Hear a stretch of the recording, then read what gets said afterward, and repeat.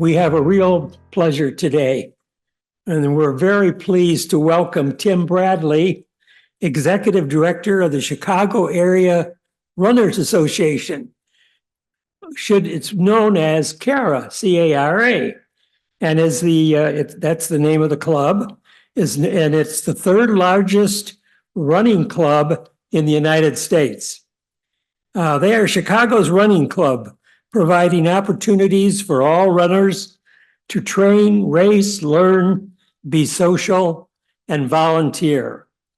CARA also serves as the voice of local runners, as well as providing over 1,300 dates of programming and events each year. That's really amazing. Tim is a native of Chicago, but before returning to Chicago to join CARA, Tim was the cross-country and track coach at St. Louis University. The primary subject that Tim will speak to us today is the history of the Chicago Marathon. Let's give Tim a big welcome. Thank you, guys. Can everybody hear me in the back? We're good? All right. I had to run up on stage, right? So, because I'm a runner. All right, well, I'm very happy to be here. I appreciate the invite and getting to talk about two of my favorite subjects, running and history. So a quick show of hands, anyone here, has anyone heard of the Chicago Marathon? I would think so. Has anyone run the Chicago Marathon? All right, great. A couple participants in the crowd. So today what I'm gonna walk you guys through is some of the history behind it. Believe it or not, it wasn't that smooth sailing at the beginning. There was actually a lot of different interest. There was political interest, there's sponsorship interest, there's the advocacy for the runners. And so it's interesting to see how the Chicago Marathon started and then how it's grown to essentially the cultural phenomenon that shuts down the entire city for an entire day. So hopefully you guys will enjoy this journey with me. But yeah, I think Donald introduced me enough, but a couple of quick things. I've been running for a long time. I may look young, but I did start running a long time ago in 1997. And I've been at CARA since 2018 and now as the executive director. And this summer alone, we've got over 2,500 runners that are training for the Chicago Marathon within our organization. So we're very fortunate to work with a lot of runners with a lot of different ability levels and get them to the finish line each year. All right, so if you're not familiar with the marathon, it is 26.2 miles. And the Chicago Marathon started in 1977. And a couple things that we're going to be focusing on is obviously how it got started, how we got started as CARA. So the marathon is a separate organization from the Chicago Area Runners Association, but we work in tandem. It wasn't always that way, but over the last several years, we've worked much more in synergy with each other. And then we're also going to talk about so this started in 1977. How did it get to where it's at today? Along with what is going on for this year's marathon and going into the future, what does the future of the event look like as well? All right, a quick timeline of events. So we're going way, way back. The marathon, believe it or not, has roots in ancient Greece. So anyone heard of the Battle of Marathon? If you paid attention in your high school history class, you may have had it. So Philippides, which I feel like most people are familiar with that name, but obviously there was this battle going on and he had to run to tell that they had won the battle, and the estimated distance was about 22 miles. And kind of the legend or the story goes that he ran the 22 miles and said, victory, and then he passed away, right? So that is the ancient Greek myth. Who knows how accurate it is, but that's where this whole thing basically started. And fast forward all the way to 1896 when the modern Olympics came back. So if you're familiar with the Olympic movement, this year is an Olympic year that'll be in Paris. But you had all that gap from ancient Greece all the way to 1896, and they put on basically the first modern Olympic marathon, and it was estimated to be about 25 miles, right? So it still wasn't that full 26.2. The following year, Boston started a marathon because they said, hey, this Olympic thing looks pretty cool. Let's go ahead and put on our own race ourselves. So just a year later, in 1897, they ran a similar distance, still not quite 26.2 miles, and that was in 1897. And you actually have to fast forward all the way to about the 1920s before they finally standardized the distance and got it to 26.2 miles that it is now. The other key points on this as things evolve. So obviously Boston was way ahead of every major city in terms of putting on a marathon. But if you fast forward to the 1970s, the New York City Marathon and the New York City Roadrunners Club, they put one on in 1970 in Central Park. So it was just a bunch of loops. It wasn't nearly as big as it was. But that kind of kicked off this idea of like major cities, having marathons. And of course, Chicago, back then, second largest city in the country. Anything New York did, we wanted to be competitive. If they built something tall, we wanted to build something tall. So they put on this marathon in 1970, and then it took us to about 1977 to put our own on. And also around that time, you had a running boom, and you also had other major cities like Berlin, like London. So there was a really huge movement in the 70s regarding running, regarding major cities putting on marathons. If anyone remembers the 1972 Olympics with the gentleman named Frank Shorter. So it was broadcast on national television, but in the 1972 Munich Games, an American won the Olympic marathon. Everyone, it was kind of like when Michael Phelps came out, or any of the famous gymnasts that you see now in the Olympics. But everyone on national television basically was watching this guy named Frank Shorter. He won the Olympic marathon in 1972, and then everyone was like, "Hey, that looks cool. I want to run as well." And that really spawned a lot of the movement in the 70s regarding the running boom. Okay, so a couple other things, and then we're going to get into our video here. So we've already talked about the running boom, Frank Shorter. The other part of this is you are going to see some Mayor Daley action here and how this marathon started. But about 2 years ago, the WGN film crew, they discovered some archival footage. And so they came to Kara, and they also came to the marathon and said, "Hey, we've got this footage. Can we kind of tell the story of how the race got started and what happened?" So about 2 years ago, they produced this kind of mini documentary regarding the marathon, and I'm going to play it for you guys now. This came about October of 2022 is when this came out. 40,000 runners compete in the 44th annual Bank of America Chicago Marathon. And in tonight's cover story, we're looking back at the history of the race and how the first 2 years survived political conflict and protest to endure for the long run. WGN's Mike Lowe reports. Chicago, big, tough, energetic city of the big shoulders, wakes up on this September morning to an athletic event unparalleled in its history. On September 25th, 1977, 4,200 runners gathered at the foot of the Picasso statue in Daley Plaza for the city's first modern marathon. It's a uniquely Chicago story of how the marathon got started. It all began with a dash of politics and a tense meeting nearly a year before the race. 5 key players were said to have met at the Metropolitan YMCA on LaSalle Street. They discussed starting a race that would rival New York's, which had been established 7 years earlier. And Mayor Daley was behind it. He said, yes, that would be great. In the old days, we did not get finishers' medals. Randy Burt is one of only 3 men to have run all 43 of the Chicago marathons. And he's training to run his 44th this year. These are the shoes I last wore on September 25th, 1977. Back in the 70s, running hadn't yet become a mainstream sport. What makes a person want to compete in something like this? I don't know. I really don't know. I hope to finish, that's all. And was mainly seen as a weird, almost countercultural kind of activity. In that era, running was not well known. It was not understood.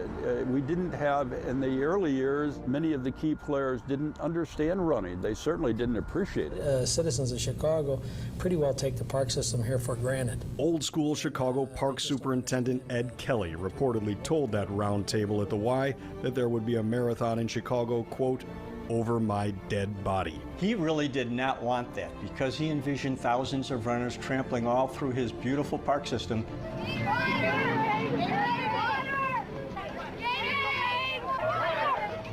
So he didn't want it, so there was conflict between Mayor Daley and Ed Kelly. And it's about time some of these people would get the record straight as to actually what happened. But the boss, Mayor Richard J. Daley, had the final word. Mayor Daley, if he wanted to have a marathon in the city, he was going to have one. We got the fastest marathon in the world. Lee Flaherty, the boastful businessman who championed the marathon, went to Daley with a blunt request. Pretty much went to the city and said, will you give us the streets? And Mayor Daley agreed. Accepting it as a challenge to find out if I could do it. Flaherty, through his company Flair Communications, was the main financial sponsor of the first 2 marathons. He shepherded the first few years of the event and gave it life and support and funding and really launched the marathon in Chicago.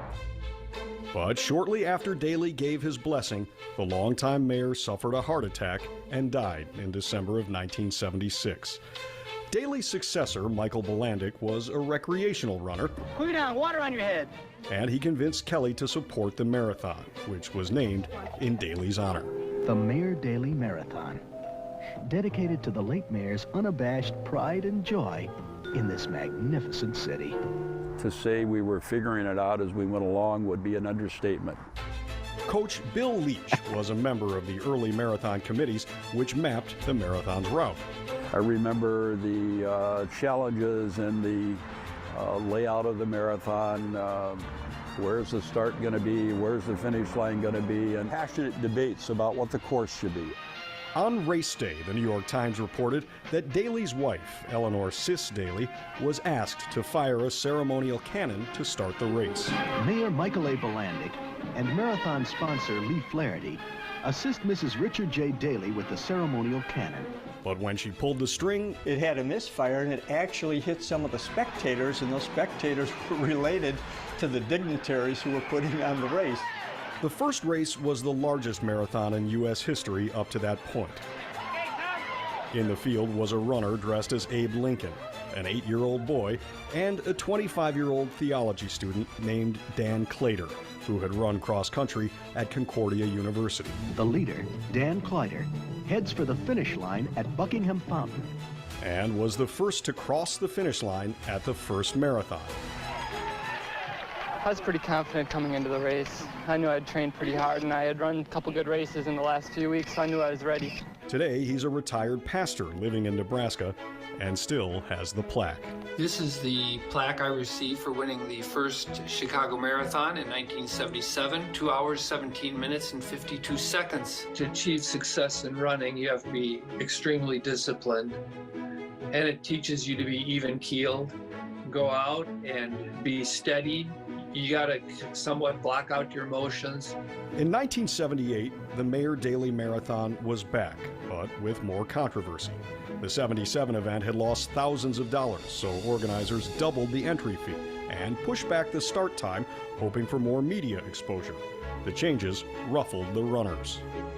The following year, there were a lot of political problems because Flaherty, I think, lost about $35,000, so he raised the entry fee from $5 to an exorbitant $10. Between 500 and 1,000 runners raced with black armbands to protest what they saw as an event that prioritized business interests ahead of athletes' needs. Some of the sponsors wanted to move the race back further in the day so there would be greater television coverage and more people able to see the race.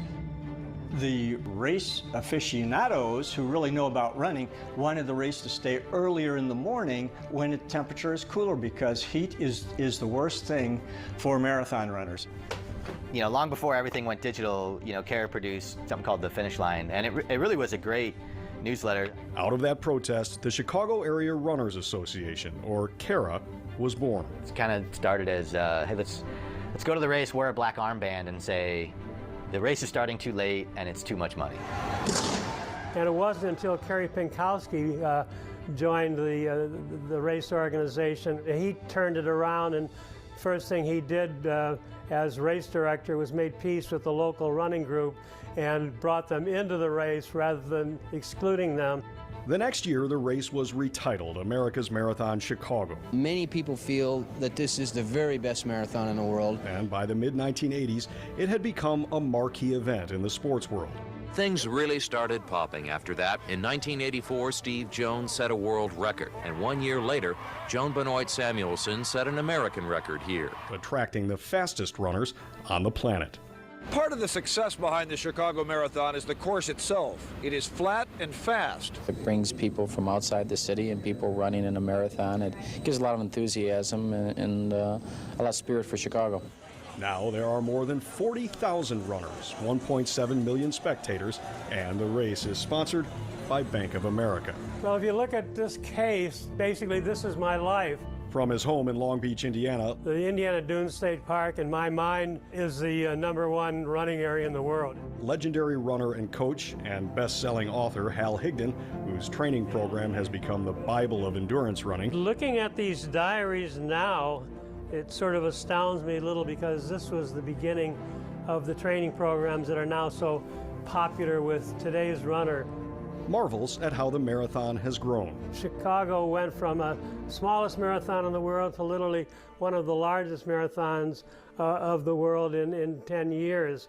So here at Wacker and Randolph, we're at the halfway point. And race director Kerry Pinkowski says the Chicago Marathon, now in its 44th year, has a $428 million annual impact on the city's economy and raises tens of millions more for charity. But at its heart, it remains the race that Mayor Richard J. Daley hoped it would be, a showcase for Chicago from the city's streets. Came all the way from California to run in this marathon too, just to run a marathon. And you did a fantastic job, really, fabulous. Really, what it is it's a block by block, one of the great tours of the city of Chicago. It has ascended to really a social phenomenon. In downtown Chicago, Mike Lowe, WGN News. All right, there you have it. The attack happened at... If you're 50 or... All right. So you probably saw every mayor you voted for in the last 45 years in that. All right. So yeah, getting to the start line. So as you can see, it wasn't as simple as just, come up with a course and send the runners off. So, what you saw in there was basically, key people in the area that were, running aficionados along with the people that would have to give the yes or no on the park district. And then obviously the city. So, the original idea was like, well, we can just use the park district part of it. There's lots of green space within the city. And that would have been a nice, simple setup, probably would have actually prevented it from growing the way that it did. But of course, as you saw, Ed Kelly was not so much in favor of that. And Mayor Daley, of course, had the end say on that. And then when they brought in Lee Flaherty, he was essentially the original promoter, someone that could give it funding, could give it life. And, he probably didn't realize how much money he was going to lose that first year, but that's essentially, how it came to be. And the use of the streets was critical because there's still many, many races, including Kara races, where, going from Park District property up into where you're shutting down the streets of Chicago, there's a huge financial cost in that. So, of course, you need great sponsorship support and funding if you're going to have a race of that size. So luckily that happened the first year. Of course, as you heard, the $5 entry fee, so super low cost. I wonder why he lost money. Probably didn't charge enough for it. But what happened, is they did get a nice response, 4,200 runners. So they got a huge amount of runners to do it. That's still a large event today. And then Dan Kleider was the winner. So all in all, pretty successful first marathon. If you think about putting on, the first race having 4,200 people at a race that size. But of course, the next year, not so much. There was concern. So obviously they raised the entry fee. So it doubled within 1 year, which that percentage to double a race fee overnight it was pretty crazy back then. And then this is kind of where Kara came in, right? So what was being seen as like, okay, this is turning into a political interest, a business interest, and a sponsorship interest. What about the runners? The race at that time was running in September and it was running later in the day. So if you think about the weather here, typically around early to mid-October is when you start getting those really, really cool mornings that are better for running. So there was definitely a concern about, basically having a marathon essentially in the last weekend in summer or anytime in September we felt like was going to be too warm. And so, Kara came together and advocated for the, really the advocacy side of runners and making sure that it wasn't just about business or political interest. So that's where the Black Armband came. So you had people that were running it. So they were still running it and paying the fee, but they wanted to protest that they weren't really comfortable with what was going on and how the race was evolving. So after that particular year, though, they did over the years move it back. So generally it's run sometime in October. This year it'll be October 13th, so kind of right in the middle of the month there. And then a few years after that, as they started to attract better runners and better competition, the event really started to gain steam. So Steve Jones setting a world record in 1984. 2:08 is what he ran, 2 hours and 8 minutes. That's still a phenomenal time today. So for someone to come to a marathon that's only a few years old and set that time was pretty incredible. Definitely got the race on the map. Joan Benoit Samuelson, she was another person. So she set the American record. If you're familiar with Joan Benoit, she was the first woman ever to win an Olympic marathon. So believe it or not, the Olympic marathon for women wasn't contested until 1984. They would not let women run the marathon distance. And she was, she's an American. She's from the state of Maine. She's still around today, still running. And she won the actual Olympic marathon in 1984. And then a year later came to Chicago and set the American record. So that really gained some steam, and they had, you know, flat, fast, and a race that had a lot of crowd support. And that really helped the marathon along there. Fast forwarding though a little bit, so besides the world records that were set, so they had pretty much a pretty positive 10-year run, but as many things do in fitness and sport, there's waves to it. So believe it or not, fast forward to 1987, basically 10 years in, they couldn't find a sponsor. So Flair Communications was out. Obviously, the cost of the race was getting more and more. So they actually did not even hold the event in 1987. Instead, they had a half marathon, but they were really hurting on sponsorship. A couple years after, though, what better way, you know, get Old Style beer involved in the marathon. So believe it or not, and you can see the medal as evidence. So they were desperate for a sponsor. Old Style was like, you know, we're a beer company, but we can sponsor the marathon. So they came on board, kind of brought some life back into the marathon, and got it back on the sponsorship game. For a long time, also had LaSalle Bank. So that was one who funded it in the 90s and 2000s. And they were a great sponsor for a long time. And then now it's with Bank of America, of course. And they not only sponsor the Chicago Marathon, but they actually just were part of the Boston Marathon for the first time as well. So, but you can see the incredible growth, 4,200 runners in year one. Last year, there was over 48,000 runners that completed the Chicago Marathon. And this year, it's expected to be over 50,000. There's 1.7 million spectators. So especially on the north end of the course, there's tons and tons of spectators. It's basically 5-6 deep on the sidewalks. So 1.7 million spectators. The winners each year get $100,000 in prize money. So there's definitely an incentive to continue to recruit world-class athletes and runners that can set world records in Chicago. And then a $428 million impact in the Chicago economy. So to put that in perspective, someone like Taylor Swift, when she comes to town, that's generally somewhere between about 300 million to 350 million. So a huge economic impact. Something like Lollapalooza is typically over $500 million. But even when NASCAR came here last year, they were only in like the 100 million range. So when you look at $428 million on the impact of Chicago economy, that is huge. So there's a reason why they get to shut down the streets, right? So that's a huge boost to the economy every year in October. So that pretty much fills out all of the hotels, all of the restaurants. If you ever go down to that area, you know, during that weekend, it's wall-to-wall runners. And pretty much all the stores, everyone benefits from how many runners are coming in and spending those dollars. And then the marathon also helps fundraise. So CARA itself, we partner with over 55 charities, but the marathon typically has over 100. So anything from American Cancer Society to Alzheimer's Association to PAWS, you name a charity, and they probably are part of the Chicago Marathon. And with all those runners fundraising, it adds up to around 30 million or more. So it's a huge impact on the charity side that the marathon provides as well. All right, and then on to present day. So 2023 was super exciting. The world record was set, so it had been a long, long time since Chicago had held the record. Berlin had kept getting the record and lowering that time.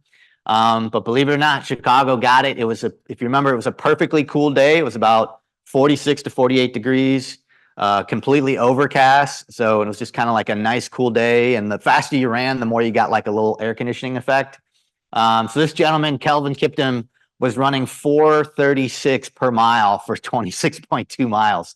So if you get a chance, you can get on YouTube and you can see some of the highlights. And I mean, it literally just looks like he's flying down these streets. He essentially was running about 13 to 14 miles per hour for the entire second half of the race.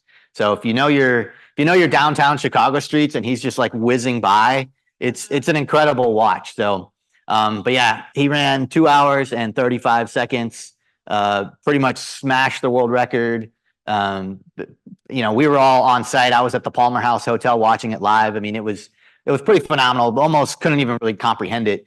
Yeah, so that was a very exciting day. And then they also set the record for how many finishers. So like I said, they had over 48,000, 48,574 is the exact number. And then they've got an estimated 50,000 finishers that they'll have in 2024. Part of the success is definitely Kerry Pankowski, who you saw in the video. He's been with the marathon since 1990. So this has pretty much been his whole career and lifetime. And he typically will come out to some of the CARE training sites throughout the year. But having that leadership decade after decade with all the challenges that they've had to overcome, including sponsorship, that's really helped grow the marathon. And then for this year's race, right now we're going through a huge running boom, probably the third version. But so they only have 50,000 people that they'll basically let in the race, but they had 120,000 applications. So the demand for running right now is just, it's crazy right now.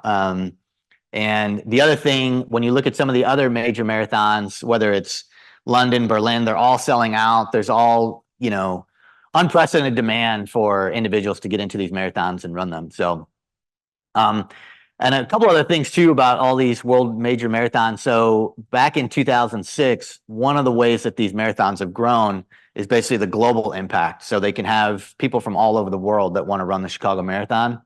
And what they did in 2006 is they basically packaged the world's leading marathons into what is now called the Abbott World Majors.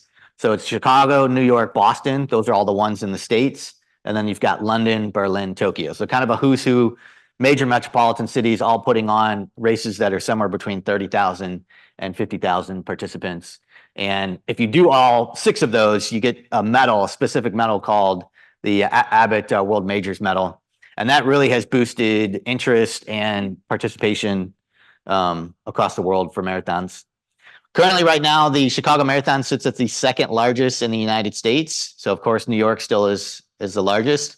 And then it's the third largest in the marathon, third largest marathon in the world. So you've got New York at number 1, you've got London at number 2, and then Chicago's at number 3. All right.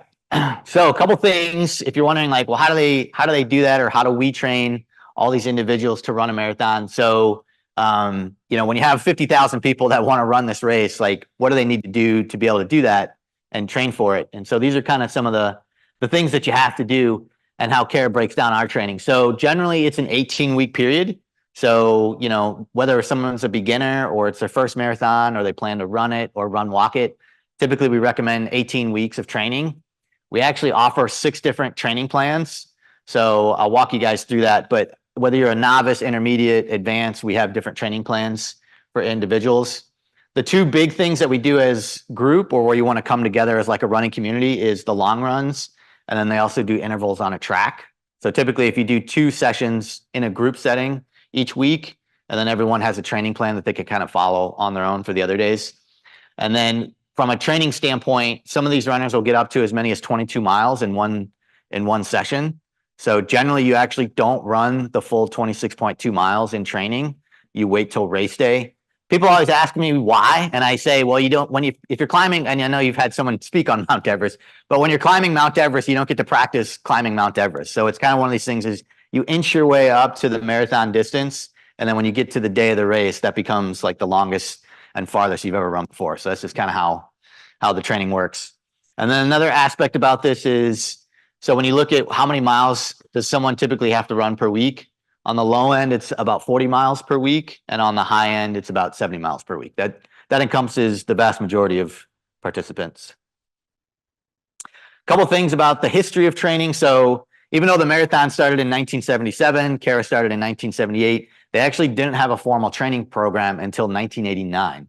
And a few weeks ago, I actually met the original site coordinator, Bill Fitzgerald, and they only had 35 runners that were there to train for the Chicago Marathon back then. But since then, obviously, it has grown quite a bit. Last year, we had over 2,400 runners in that same program. And then in 2024, this year, we already have over 2,600 runners. So, but yeah, as the marathon grew, obviously our training programs grew. And we started with just one city site around Lincoln Park. And now there's 11 different training sites. There's actually 6 out in the suburbs and 5 in the city. Each one of them is somewhere between about 75 to 300 people, depending on the site. And like I said, unprecedented interest and growth in the marathon and the marathon training programs. Here's a few things about, when someone's getting ready to pick a training plan. These are the different levels. So there's 6 different levels. Pretty self-explanatory, but if you saw in the video, that gentleman named Hal Higdon, who has been around for many, many years and basically set the table for a lot of these training programs. These are all kind of the terminology and terms that he came up with. And, they're still pretty much in place today. And some details on it, I'll run through these pretty quickly, but the novice is essentially someone who's a beginner, and they're typically going to run about 40 miles per week. And their longest training run is going to be 20 miles. The novice 2 is pretty much the same idea, but they're going to add speed work in. If you're not familiar with speed work, it's basically if you see someone running around the track really, really fast, and then they take a few minute rest, and then they do it again. That's essentially known as interval training or track training, and that's essentially what we call that. And that's very effective in terms of improving all the physiological things that help you in terms of marathon training. But that's basically, they're pretty much doing the same training plan. The only difference is speed work, and then they run a 20-mile long run, not once, but twice. And then if someone's an intermediate runner, so now they're going to run 50 miles a week, and their longest run is still 20 miles. They're going to do that twice. And then, of course, they're also doing speed work. Getting into the advanced, definitely getting a little bit more. So now you're up to 60 miles per week. You're going to do 20-mile long runs 3 times, and then you're going to do speed work not once, but twice a week. So that's the advanced. Then if you get really advanced, which is getting into the elite level, people that would be, running under 3 hours for a marathon, they're going to get all the way up to a 22-mile long run, 70 miles per week. And then they're, of course, doing speed work multiple times per week as well. And then for the run walk program, so if someone's a total beginner, they've never run a marathon, maybe they've never run before, there is a path to complete the marathon. You do have to average 15-minute pace, whether you're running or walking, to complete the marathon. After 6.5 hours, they start to shut down the course and clear the streets. So basically 15-minute mile pace is what you need to finish the marathon. But there's a great way to do that. You can essentially follow the same mileage that the novice plan is doing, but it breaks down into these smaller intervals. So running for as little as 2 minutes and then walking a minute. And then on the long runs, you can run for 4 minutes and then walk a minute. And that's actually a really good strategy for beginning runners in order to, safely and effectively complete the training and show up to, race day healthy. So, and then Olympic level training. So basically when you get to our friend, Kelvin Kiptum's level, typically you're talking about over 100 miles per week that they will run. Some reports will have as much as 120. They do it in kilometers too, but as much as 120 to 130. It's not uncommon to have someone run 3 times a day. So they'll get up in the morning. Yeah, don't feel bad about yourself. I don't do it either. But yeah, at that level, that Olympic level, so you're talking about getting up at 6, 7 a.m., getting a little bit of a run in, getting some breakfast, coming back, early afternoon, getting another training session in, and then coming back in the late afternoon and getting a third workout in. So, but yeah, it's certainly extreme training. This year you'll get to watch the Paris Olympics and you'll get to see the marathon. Most of those athletes that you see that are there are, certainly running over 100 miles per week, plus workouts, plus weight room, you name it. They typically are doing it. And it certainly is a lot of training. So, but obviously the, program that we've put on, our training program, started in 1989. It's run all 36 consecutive years. Even during COVID, we had 1,000 people train with us.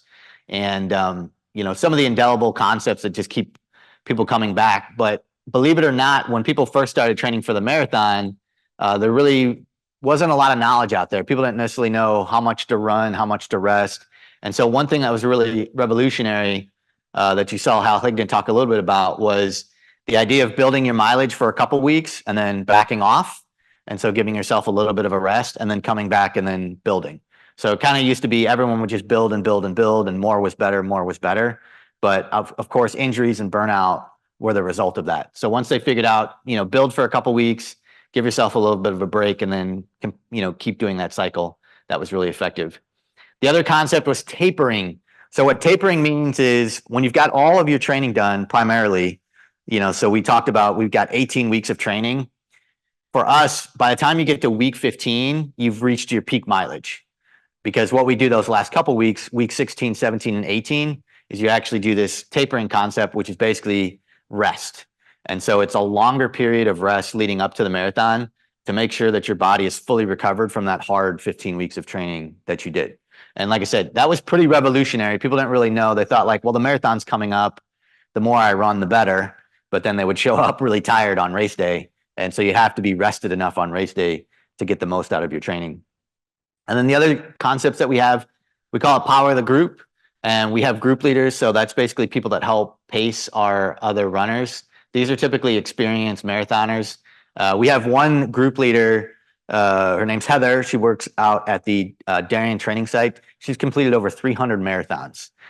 So we have some incredible group leaders that help shepherd all of these runners through the program throughout the 18 weeks. The other thing we really focus on to make sure we keep people healthy and get as many finishers as possible is appropriate training paces. So making sure people aren't running too fast on their long runs or at any time, and finding that sweet spot of training just enough to get an effect without overtraining. And then obviously, I think you guys would attest to this, but when you have that social component and you've got, something set, every Saturday, 6 a.m., same training site, just that commitment, that consistency, and what that leads to is confidence. So when people meet with their group leaders and they've gone through the training and they know they've been consistent with their work, you show up a lot more confident on race day. And then over the years too, we've also tried to improve the amenities. So, race day now is this huge spectacle. So you got 50,000 people all cramming into Grant Park, getting ready to start this. So what we actually do is we provide private gear check. We have private bathrooms for all of our members that are part of the training program to try to just keep the race day experience as calm as possible. And so that's really helped the program grow over the years as well. All right, I got plenty of time for questions. Hopefully you were paying attention because we do have some trivia at the end. Thank you very much. Wonderful presentation. Arnie has a microphone and we'll take questions from the auditorium, and then I'll see if there are any coming from Zoom. All righty. Tim, that was really enlightening. I learned a lot of things. We're a senior center with a lot of seniors, 50 years of age and older. What percentage of the runners, say in the last year, were over the age of 50? Do you have any count? Yeah, that's a good question. Yeah, demographically, we actually are starting to see a little bit. We normally were 40 and above was our average age of membership and runners, and we still have about 10 to 15% that are 40 to 50, and then another 15 to 20% that are 50 and above. But slowly but surely, we're getting to where this year we've got about 20% are 20 to 29. So running has been popular. It was very popular before the pandemic, but then a lot of younger people have gotten into it since 2020 because everyone was stuck at home, right? So going for a run, was kind of the most affordable, cheapest thing to do. So yeah, we've really seen growth in all sides of it, but yeah, it's about 15 to 20% that are above that 50. I have a follow-up question to that relating to, maybe the doctor or president can help answer this. If anyone is considering doing marathon, would they need to, and certainly if they were senior, be engaging their doctor to make sure that they're qualified, and what any recommendations you might have, and also Dick Jolene might want to add to that? Yeah, that's a good question. So it depends on your activity level, right? So if you've been someone who's active your whole life, You know, we do have members that are in their 70s and 80s that are participating with us. But yeah, as you get older, obviously those doctors visits, I know because my parents are getting to that age where, you know, it's pretty much a weekly doctor visit. So you should be having that dialogue and conversation, you know, regardless of whether you're getting ready to run a marathon or, you know, usually you try to start with a goal of a 5K and then a 10K or half. So if you've never run before, yeah, you certainly should engage with your doctor. And then, you know, the marathon should not be your first goal typically. It should be 5K. Yeah, that's like saying I want to be a billionaire, right? Save $1 million first. So that's kind of how it is. But really, as time has gone on, and that was definitely one of the concerns when, you know, if you saw the numbers, 4,200 runners. I mean, there really was a lot of health concerns when running first came onto the scene. There was concerns about, you know, knee pain, you know, damaging your joints, heart health. And over time, as they've done more and more studies, obviously it's been shown to be beneficial. You know, any running as little as 10 minutes can have a significant impact on not only physical health, but mental health. And those, you know, not only are people doing it for just, sure, you want the medal and the t-shirt, but people are realizing the mental and physical benefits, especially in a very stressful world. Having that, you know, 10, 30 minutes, maybe 60 minutes of running or walking a day has a huge impact. And so that's kind of where we're at on that side of it. But yeah, you know, we're referring to your doctor on that too as well. Okay, thank you. No problem. Yeah, I think, Tim, you've covered the medical side of the thing pretty well. I might just add, there's sort of a subset of specialty in medicine. It's called sports medicine. So if you're going to approach someone, you want to have a background in sports medicine as opposed to some of the other subspecialties. The question I have for you, yep. In your talk, there are a couple of things caught my eye. One is you said you are a Boston Marathon qualifier. I am. The second one is here in Chicago, you said you get 120,000 applications, you take 50. So how do the authorities grade out who becomes a qualifier? Is there something different about Boston than the rest of the world? And then how do you separate out in Chicago who you'll accept and who you don't accept? Yeah, very good question. So Boston Marathon, all right. So if you want to run that, yes, you do have to qualify.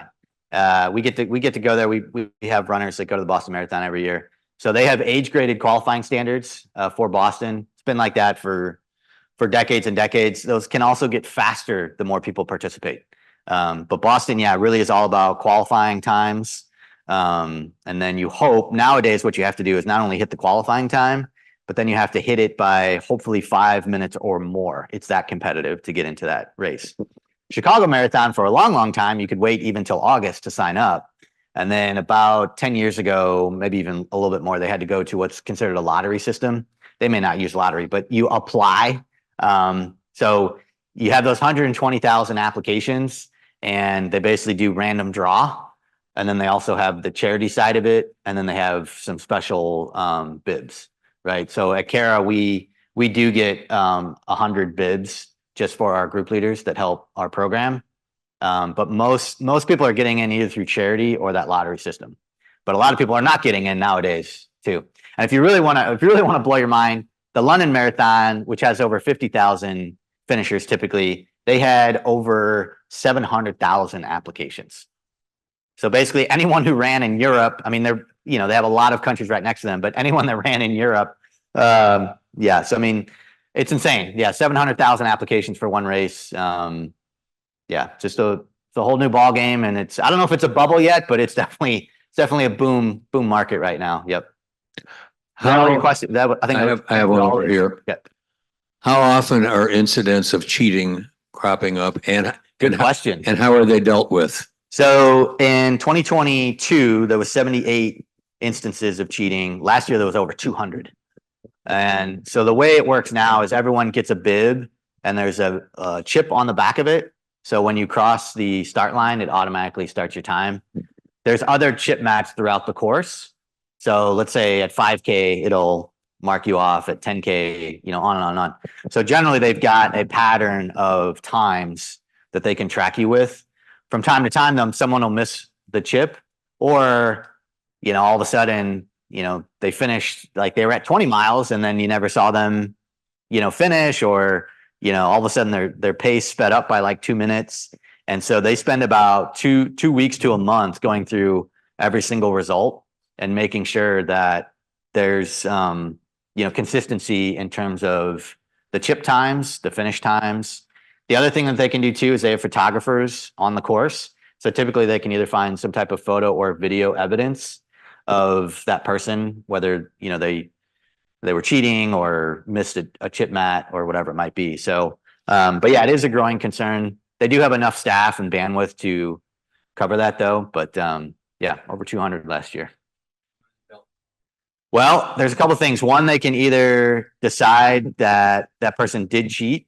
So if they can't find any video evidence or digital evidence that that person finished the marathon, then they basically will throw out the results and potentially ban them from any future events. They do give each person the opportunity to basically defend themselves and come up with their own evidence. So they could say, hey, I had it on my watch, or you can talk to my buddy. He took a picture of me at mile 25. I definitely finished. So you basically get a chance to clear your name.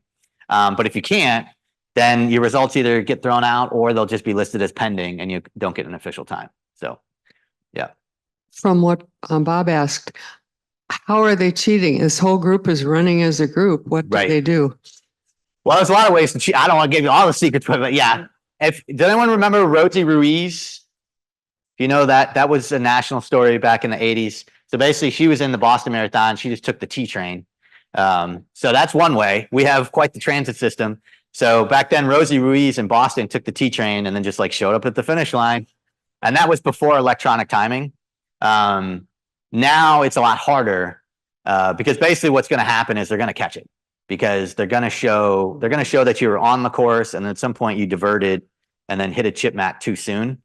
And so generally they're going to be able to catch it. But yeah, anything from like, CTA to having a buddy give you a ride to taking an Uber. Generally, that's not what is going on. Typically, what's happening is a runner is either in distress or they just decided to like cut the course because they were just not feeling good. And so instead of 26.2, they end up running like 24. Because there's one part of the course that's particularly easy. Instead of going straight, you can just turn towards the finish. So generally it's a runner in distress and they're just having a bad day and they cut the course and then it looks like they sped up 2 minutes. So how many people here have run a marathon? I think we had a few, right? Got a couple at least. At 3. I just had one suggestion for the people here. Before they see their MD, they should see their psychiatrist. Yeah. Yes, indeed. Yeah. Yeah, it is a crazy endeavor and it definitely is a lifestyle. So the people that you see out there doing it, I mean, yeah, for a lot of people that do it, and maybe our veterans will let us know, but yeah, you don't necessarily do it as a lifetime sport in terms of marathon training, but you can run for a whole lifetime. But it's a lot of dedication in early mornings. Yep. Tim, I was a runner. I ran cross country and track and all that stuff many years ago. I do know that it costs quite a bit of money to do this. Yep. Do runners have individual sponsors? How much does it cost to? Because I know you run out of equipment. You use up a lot of stuff while you're running, and it's costly. So how much does it cost generally for each individual? Yeah, and certainly to fund themselves to get through a season. Yeah, certainly it's gone up from that $5 entry fee. So the entry fee is up over $230 now. But obviously that's why there's a lot of charities that are involved. Quite a few charities will pay for that entry fee. At Cara, we have our own charity and we have 55 runners that we pay for their entry fee. So in a way, yeah, you can get some sponsorship in terms of paying that entry fee. Yeah, and then the cost of shoes certainly has gone up quite a bit. So back then they were running in like Nike Waffles, pretty basic shoes. The shoe component has now gotten into the $200 to $250 range. However, you still can find some pretty affordable shoes closer to the $90 to $110 range. But generally a pair of shoes is the number one cost besides the entry fee. And it depends. Everyone's got a different budget, how much you want to spend on gear. But they do have sweat wicking clothes now, cotton has gone by the wayside. But from time to time, you'll still see someone in like, a sweatshirt and, cotton t-shirt. But yeah, shoes are still the number one cost. I would definitely budget $100 to $250 per season for shoes. Could you talk about the use of pace setters by the elite runners? What the strategy of that is? Yeah, so if you've watched the Chicago Marathon, they'll have something called a rabbit or a pace setter. So that's typically someone that's running with the fastest runners who doesn't necessarily intend to finish the race, but they're there to just set the pace. If you really know your running history all the way back when the 4-minute mile was broken with Roger Bannister in 1954, he actually had 2 pacers himself. So pacing to set a record or pacing to help an elite athlete is actually pretty common. But yeah, the idea is that the runner who's trying to set the record is kind of just, single-minded and just kind of focused on their own breathing rhythm. And they've got someone to kind of lead, break the wind, and then also lead the pace for them. So most of your world records nowadays are set with rabbits or people pacing them. Good question. If you've never heard of the world champion burro race that's on every year on. Because we cannot hear the question. Who's asking this question? Right here. Okay, let me give you the microphone here. Raise your hand, please. The question is, talking about qualification, are there age brackets for qualifying for different races? And then you might want to make a little comment if you're really not very wealthy. I think it was a BB Bikila ran without shoes. Right. And exactly, then there was a lady, an American lady who followed that many years later, who instigated or thought that it was good not to run with shoes also. So there was a whole period of people running barefoot. Yeah, and what he's mentioning in the Rome Olympics in 1960, someone actually won the marathon barefoot. Yeah. Now, what happens the following Olympics is, of course, he gets a sponsor, right? But yeah, I mean, go back to our friend Philippides. Like, there has been, people that have covered the marathon distance without shoes. Definitely don't recommend it, but it has happened. In terms of the qualifying, so yeah, the Boston Marathon of those world majors is really the only one that has qualifying standards, and it is by age group. So they go like 18 to 35, then 35 to 40, then 40 to 45, and then so on and so forth. So go ahead. I just wonder about if you'd ever heard of the world champion burro race. It's a race that's run from a town on the east side of the Rockies in Colorado over Mosquito Pass down into Leadville. And then the next year they go the other way. They get runners from all over the world. And basically the rules are you have to have a burro that is wearing a mining equipment and a backpack on it. And you have to lead that burro or follow him. Depends on if you know what you're doing. And over this path, and it's about 28 miles or 30 miles, something like that, over the pass. And it's a pass that goes from the altitude of about 7,000 up over about 10,000 and then back down again to Leadville.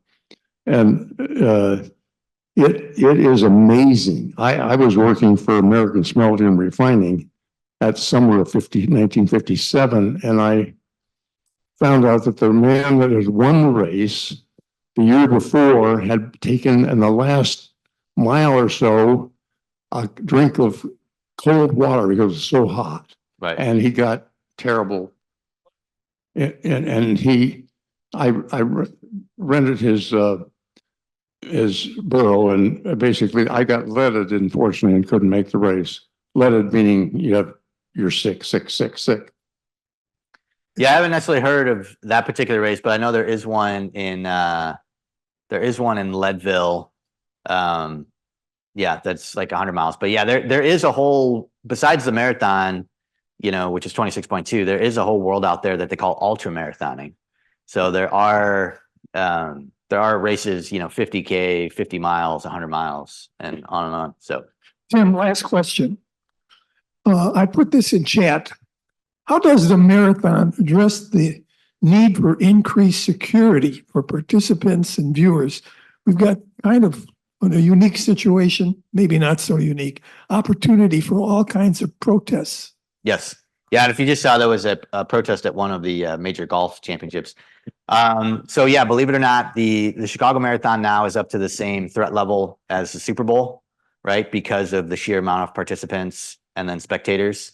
And so what they have to do is work with pretty much any agency, certainly all the city agencies in terms of security. And then they have to work with FBI, any terrorist organization. So anything that's Super Bowl threat level, along with, if you remember the Boston bombings in 2013, threat and security are a huge concern and priority. They also have an entire security area, which it's nothing. It's like the Batman movie where it's just nothing but security cameras and TVs. So they have hundreds of cameras around the course where they can, and that's ultimately how they found the Boston bombers, is they just went back and they collected all the cell phone video and they collected all the security video. And then they got, slowly but surely they were able to track down them in about 72 hours. So, that's kind of in the same boat. There is kind of a playbook for it now because of Boston. But certainly a concern. There's also heavy security in terms of getting into the actual start line area. But it certainly is a concern that they have to always continue to stay on top of. Yep. So, and then I do have 4 trivia questions and some giveaways if I can go ahead. Well, we're on a time schedule here. Today is pizza day. Those that like to excuse themselves, go ahead. But otherwise, go ahead, please. All right, I'll run through it really quick. So hopefully you're paying attention and you're going to get a nice little Kara sticker here. And then people are like, why did you get that? And you're like, well, I won trivia. Okay, so first question, very simple. What year did the Chicago Marathon start? First hand up. 1977. There you go, young man. All right. The second question is, how many people ran in the first Chicago Marathon? 4,200. So the lady in the front. Yes, very good. All right. The next question, probably the most important question. What year did Kara start? What year did Kara, the Chicago Area Runners Association? Not quite. It has an 8 in it. Keep going. 87. Nope. Chicago area. Yeah, it started a year after the marathon. 78. We can't give it to you again. Who said it? I'll take it to her. All right. 1978. Okay. All right. And the last question is, who set the world record just last year in 2023? Kiptum. Yes, we'll take it. Calvin Kiptum. There you go. This time because he was injured. Did you know that? I'll talk to you afterwards. Yeah, I'll talk to you afterwards. Yeah. But all right, that's all the trivia questions, guys. Thank you. Thank you very much. Okay.